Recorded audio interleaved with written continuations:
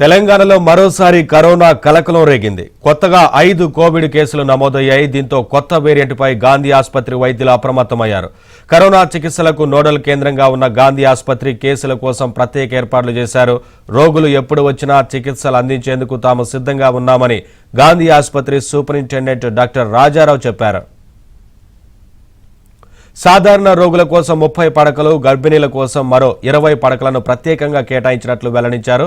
ఈ వేరియంట్లో జ్వరం, ముక్కు కారడం, గొంతు నొప్పి, తలనొప్పి లక్షణాలు ఉంటాయన్నారు. కొంతమందిలో శ్వాస తీసుకోవడంలో ఇబ్బందులు తలెత్తనున్నాయి. కేసులు పెరిగితే మళ్లీ టెస్టులు చేసేందుకు అధికారులు రంగం సిద్ధం చేస్తున్నారు. There is an urgent message that needs to be conveyed to everyone. For the past 10-15 days, almost 20 days you can call it, there's a sudden rise of severe viral infections. The viral infections could be in the manifestation of a fever, cough with sputum, pneumonias, or hospital admissions.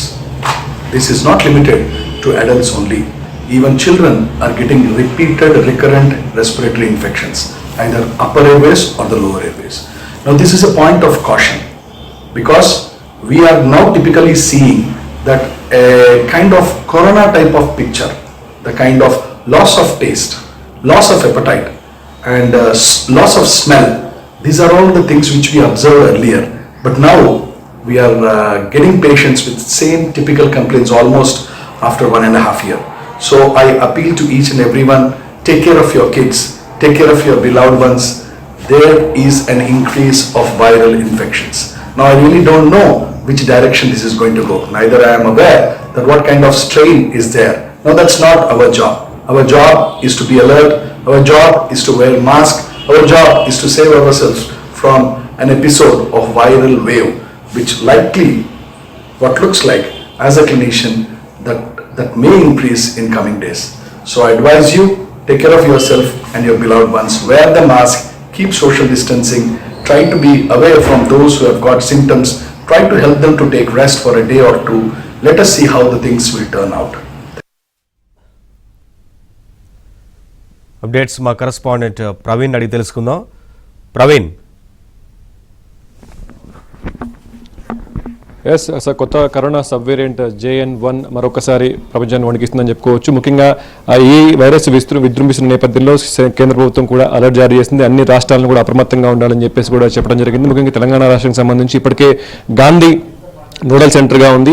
So కేరళలో మరోపక్క కేసులు పెరుగుతున్నాయి, ఉత్తరప్రదేశ్లో కూడా కేసులు పెరుగుతున్న నేపథ్యంలో గాంధీ వైద్యులు కూడా అప్రమత్తమయ్యారు. ఎక్కడికక్కడ వేరే హాస్పిటల్ నుంచి వచ్చిన వాళ్ళ దగ్గర నుంచి కావచ్చు, కొత్త కేసుల దగ్గర నుంచి వచ్చిన వాళ్ళ నుంచి వీళ్ళందరినీ కూడా జీనోమ్ సీక్వెన్స్కి పంపిస్తున్న పరిస్థితి కనిపిస్తుంది. శాంపిల్స్ అన్నింటిని కూడా దానికి సంబంధించి నోడల్ సెంటర్ కాబట్టి ముందు నుంచి కూడా కరోనాకి ఇక్కడ వైద్యం అందిస్తూ ఉన్నారు. సో అలర్ట్గా ఉన్నామని చెప్పేసి రాజారావు గారు చెప్తున్నారు. ప్రస్తుతం మనతో పాటు రాజారావు గారు ఉన్నాడు.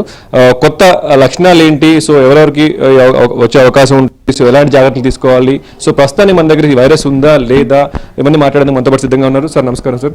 సో JN.1 అనే కొత్త సబ్ వేరియంట్ మరొకసారి విజృంభిస్తుందని చెప్తున్నారు.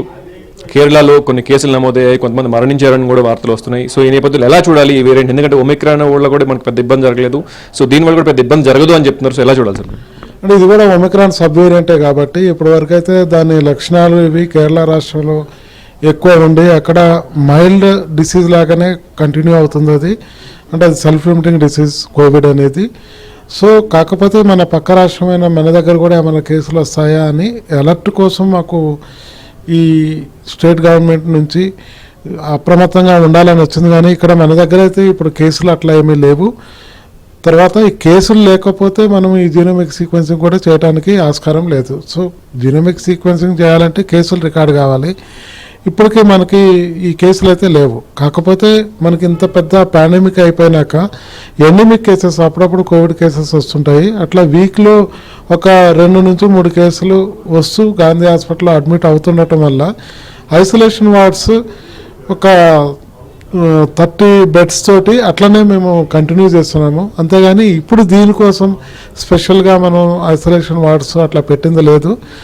కాకపోతే అప్రమత్తంగా అయితే డెఫినెట్గా ఉండాలి.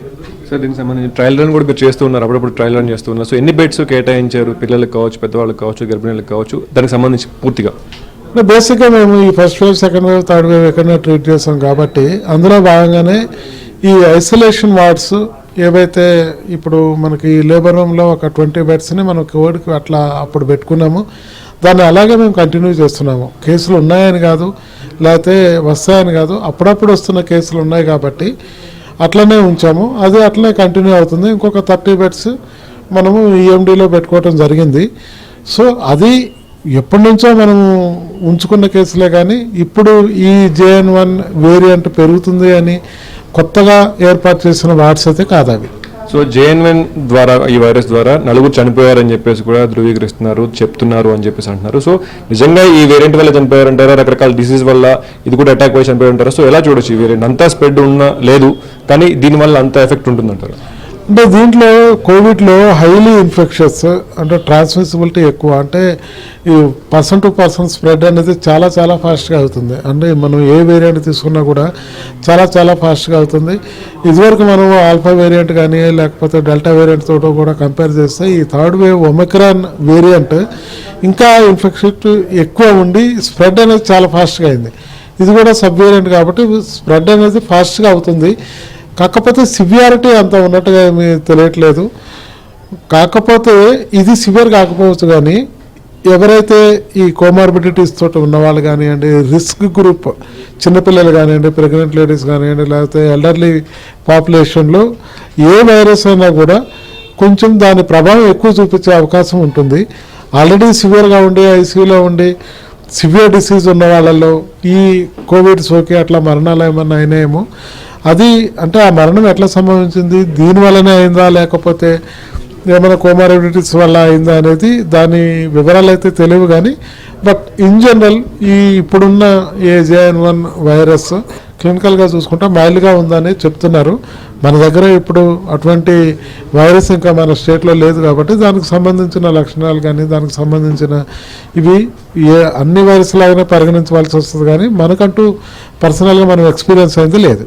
దీనికి సంబంధించి పాత లక్షణాలు అయినా సార్, కొత్తగా ఉన్న ఆడే జలుబు తలనొప్పి లాంటి యూజువల్గా మనకి కోవిడ్లో ఏ వేరియంట్ వచ్చినా కూడా దానికి సంబంధించిన లక్షణాలు కానివ్వండి, లేకపోతే దానికి సంబంధించిన జాగ్రత్తలు కానివ్వండి, దానికి సంబంధించిన ట్రీట్మెంట్ కానివ్వండి, దానికి సంబంధించిన వ్యాక్సిన్ కానీ ఇప్పుడు కొత్తగా దీనికి సపరేట్గా అట్లేమీ ఉండదు. అన్ని కోవిడ్ సబ్ వేరియంట్స్ సంబంధించిన గైడ్లైన్స్ దీనికి కూడా ఉన్నాయి ఇప్పటివరకు అయితే. Thank you sir. సో ఇది పరిస్థితి. తెలంగాణలో మాత్రం ప్రస్తుతం అలాంటి కేసులు ఏమీ లేవని చెప్పి చెప్తున్నారు. ఎప్పటికప్పుడు ప్రతి 2-3 నెలల కోసం ట్రయల్ రన్ కూడా చేస్తూ ఉన్నాము. ఎప్పటికప్పుడు బెడ్స్ అన్ని కూడా కేటాయించిన పరిస్థితి కనిపిస్తుంది. కేంద్ర ప్రభుత్వం అలర్ట్ చేసింది కాబట్టి మేము అన్ని జాగ్రత్తలు కూడా తీసుకుంటున్నాం. ప్రస్తుతం అయితే గాంధీ హాస్పిటల్లో కొత్త కేసులు ఏమీ లేవు. ఒకవేళ కేసులు ఎక్కువైనా కూడా, కొత్తగా కేసులు నమోదైనా కూడా వాటిని కూడా శాంపిల్స్ పంపిస్తామని చెప్పేసి చెప్తున్న పరిస్థితి కనిపిస్తుంది. ప్రస్తుతం అయితే తెలంగాణ ప్రజలు కావచ్చు, తెలంగాణ వాళ్ళు కావచ్చు, ప్రస్తుతం కేసులు లేవు కాబట్టి ఆ స్ప్రెడ్ కూడా మన దగ్గర లేదు కాబట్టి ప్రస్తుతం అలర్ట్ ఉంది. ఆ అలర్ట్ని మేము ఫాలో అవుతున్నాము. సో ప్రజలెవరు కూడా జాగ్రత్తలు పాటించాలి. రాబోయే సీజన్స్ అన్ని కూడా festival seasons, year ending, Sankranti, అలాగే శబరిమలకి భక్తులు వేలాది మందిగా